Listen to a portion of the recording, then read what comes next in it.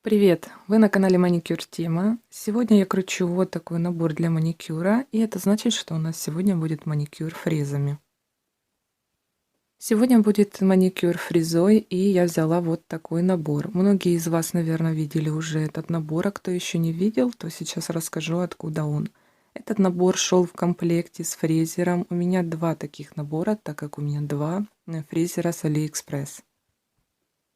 В каждом аппарате шло вот по такому наборчику. Здесь 6 фрез и 6 вот таких наждачных насадочек для педикюра. Здесь такой набор, который лежит у меня очень уже давно, без использования. И как первый, так и второй. С обратной стороны, как вы обратили внимание, написано маникюр, а на второй коробке у меня написано педикюр. Сразу я этот набор отложила в сторонку и подписала. Думала, может он понадобится мне иногда в маникюре, иногда в педикюре. И сегодня я решила снять видео, реально ли сделать маникюр именно вот этими фрезами. Здесь вот такие наждачки, которые используют девочки иногда для снятия гель-лака.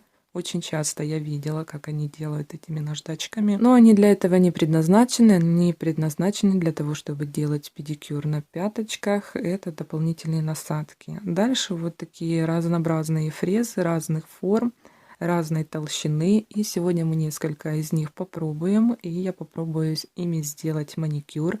А именно я буду делать сегодня комбинированный маникюр, так как аппаратный маникюр, я больше чем уверена, что у нас маловероятно получится. Ну и особенно на моей кутикуле, она довольно-таки влажная. С этим напылением у меня не получится, скорее всего, сделать аппаратный.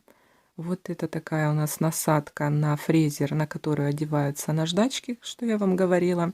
И делается у нас аппаратный педикюр, получается. Здесь разные абразивы этих наждачек, пожестче и поменьше. Но я все-таки вам не рекомендую делать снятие этими наждачками. Лучше приобрести фрезу, специально предназначенную для снятия гель-лака. Дальше вот такая фреза. Конусная, ее также мы сегодня используем. И сейчас я хочу начать работу с двух фрез. Здесь вот такая пузатая фреза, которую можно назвать форма свеча. И здесь у них вот такое напыление. Напыление немного отличается от других фрез, которые я приобретаю отдельно. Здесь такая вот острая. Также я думаю испытать в первую очередь вот эту острую фрезу. Попробую этой фрезой вычистить перегиб под кутикулой и поднять кутикулу. И дальше посмотрим. Вот этой конусной фрезой я обычно такой формой не работаю, но сегодня хочу попробовать этой фрезой отодвинуть кутикулу. Посмотрим, что из этого получится. Дальше поближе показываю вот эту наждачку для педикюра.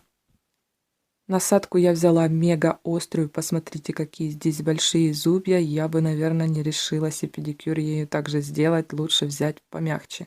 Хотя я колпачки вот эти пользовалась ими, пробовала делать педикюр. Педикюр ими сделать реально, но лучше взять помягче, а потом зашлифовать самой-самой мягкой, либо взять шлифовщик дополнительно. В общем, в педикюре имеет место быть вот эта наждачка. Вот так оно все выглядит. И насадка также рабочая под наждачку вот эту, так что она пригодится. Итак, как сделать комбинированный маникюр с помощью фрез, посмотрим сейчас на моих ручках. И вот здесь у меня такая небольшая кутикула, довольно-таки влажная кожа. И сегодня мы будем этими фрезами пытаться что-то сделать.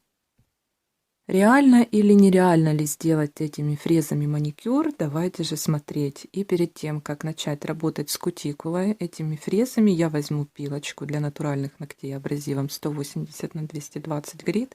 И самой мягкой стороной я подпилю свободный край своих ногтей. В начале маникюра, как сделать маникюр, также вы увидите сейчас пошагово. И первым этапом я вам скажу, что нужно придать форму свободному краю. Берем такую же пилку для натуральных ногтей и придаем желаемую форму. Я оставлю форму ту, которая у меня есть, только немножко сделаю поровнее свободный край и боковые параллели также немного подровняю. Придание формы в первую очередь идет во всех маникюрах. И в классическом, и в аппаратном, и в комбинированном. Всегда мы начинаем с этого этапа. Всегда мы делаем форму ту, которая нам нравится. И только после этого уже приступаем к работе с кутикулой. Если у вас до этого был материал какой-то на ногтях, то тогда этой же пилочкой либо фрезой нужно дополнительно зашлифовать поверхность и уже дальше работать с кутикулой. Дальше я отодвигаю кутикулу апельсиновой палочкой. Это также можно сделать пушером специально предназначенным. И тут я делаю остановку, так как я хотела использовать фрезу, попробовать отодвинуть фрезой. Апельсиновой палочкой хорошо получается отодвинуть кутикулу. Ну давайте же попробуем это сделать вот этим цилиндром. На видео несколько раз я видела, как это делают, но самостоятельно, честно, я еще не делала ни разу. Беру один из фрезеров китайских с Алиэкспресс и пробую поставить туда фрезу. Посмотрите, эта фреза просто туда потонула, и упора я не чувствую, в отличие от других фрез. И как-то нужно ее зафиксировать, и я оставлю вот так немножко расстояние и зафиксирую, чтобы она не впритык была к нашему фиксатору, так сказать. Вот, включила я аппарат. И давайте попробуем двигать кутикулу. Я двигаюсь мелкими шажочками, постепенно сильнее отодвигая кутикулу, поднадавливая на нее как бы кожи нашей, да, чтобы она немножко двигалась. Но смотрю, у меня это не очень получается. Немножко все-таки она поднимается, но чтобы больше поднять и отодвинуть кутикулу, нужно добавить нажим. Но если я добавляю нажим, то тогда у меня начинает пропиливаться ноготок. И чтобы хорошо отодвинуть кутикулу, нужно хорошо углубиться, получается. А если мы будем углубляться, то тогда у нас получаться будет пропил. Потом я все это дело закинула, решила не рисковать и все-таки достала апельсиновую палочку. Все-таки апельсиновая палочка мне нравится больше всего. А если там такая налипшая, сильно большая кутикула на ноготь, тогда я беру пушер широкий. Пушером лучше всего отодвинуть будет сильно налипшую кутикулу, чтобы не разорвать мелкими шагами апельсиновой палки эту сухую налипшую кутикулу. Так как у меня кутикула не такая, совсем маленькая, еще немного наросло, то я свободно использую апельсиновую палочку. В основном двигаюсь боковой стороной, неровно ее ставлю, чтобы острым краем не повредить там кожу. Аккуратно это все сделать. И вывод таков, что цилиндр мне все-таки не понадобился, и им я пользоваться не буду, разве что шлифануть саму поверхность ногтям перед нанесением праймера, чтобы снять глянец с ногтевой пластины. И дальше, посмотрите, я уже заменила фрезу, подняла кутикулу, это следующий этап в маникюре, и поменяла фрезу на более вот такой острый кончик. И сейчас нам нужно хорошо вычистить все под кутикулой. Давайте посмотрим, как справится вот эта фреза с набором. Выбрала я эту фрезу неспроста, выбрала я ее за ее острый кончик. Это самая тонкая фреза, которая шла в этом наборе. Так как у меня маленький такой боковой валик и тоненькая кутикула, мне нужна тонкая фреза. И я взяла эту. Довольно-таки странное напыление, я хочу вам сказать, отличается от фрез, которые идут отдельно в продаже. То эта фреза, здесь какой-то носик не такой острый, но все-таки что-то она пилит. Посмотрите, на видео видно, как какие-то махрушки все-таки вылетают и немножко поднимается еще кутикула. Имеет все-таки место быть вот эта фреза, но сразу скажу, когда я поставила эти фрезы в ручку фрезера, то здесь довольно-таки большая вибрация ощущается по сравнению с фрезами отдельными, которыми можно приобрести в магазине. И вот здесь я пытаюсь дальше вычистить птеригий под кутикулой. Это важный этап в маникюре. Нам нужно вычистить все синусы и под кутикулой птеригий, чтобы потом у нас ножнички прошли свободно и ни за что не цеплялись. Вот примерно так у нас все выглядит. Довольно-таки хорошо видно на указательном пальце было, что не очень хорошо вычищены синусы, а это нам не позволяет сделать вот именно эта фреза. Во-первых, за счет толщины мне бы сюда взять потоньше фрезу, а во-вторых, за счет того, что на кончике этой фрезы довольно-таки слабое напыление. И даже по всей поверхности этой фрезы мы видим, что там есть напыление, но оно какое-то такое крупное, что ли, грубое. По пальцу оно идет грубовато, но пилить оно не очень хорошо пилит. В принципе, если постараться и добавить обороты, то, конечно, можно выпилить, но ощущения, если добавляешь обороты, довольно-таки не очень приятные. И вот я взяла опять апельсиновую палку, и то, что у меня не получилось дальше выпилить, я все-таки отодвинула апельсиновой палочкой. Дальше нужно хорошо в маникюре у нас вытереть пыль. И я возьму вторую вот эту фрезу. Форма довольно-таки интересная свеча, которая должна вроде бы вычистить все под кутикулой. и одновременно выворачивать немного наверх эту кутикулу. Это облегчает нам аппаратный маникюр, когда такая фреза выворачивает, уже поднимает кутикулу. Но это не в этом случае и не с данной фрезой, так как для моей кутикулы она оказалась очень толстая, а напыление, как я сказала, уже не очень, и не очень получается у нас выворачивание кутикулы. И еще я взяла дальше все-таки фрезу не с набора. И посмотрите отличие, насколько она тоньше и как она лучше подлазит в синусах и под саму кутикулу. И кутикула начинает истончаться и подсушиваться. Кстати, для подсушивания кутикулы вы можете взять присыпку детскую и можно включить вытяжку. Лучше всего работать с вытяжкой для маникюра, что я вам рекомендую, чтобы кутикула хорошо подсушивалась и истончалась. Дальше, когда мы все вычистили под кутикулой, там свободно проходит апельсиновая палочка, берем ножнички и срезаем кутикулу. Я срезаю в этом комби-маникюре кутикулу по-сухому. Можно дополнительно увлажнить, но я не увлажняю, так как сверху буду делать шлифовочку по-сухому, шлифовку самого среза. Двигаюсь мелкими движениями, начинаю с синуса и срезаю нашу кутикулу немного как бы при срезе, оттягивая ножнички обратно, чтобы поменьше было у нас таких грубых срезов и ворсинок.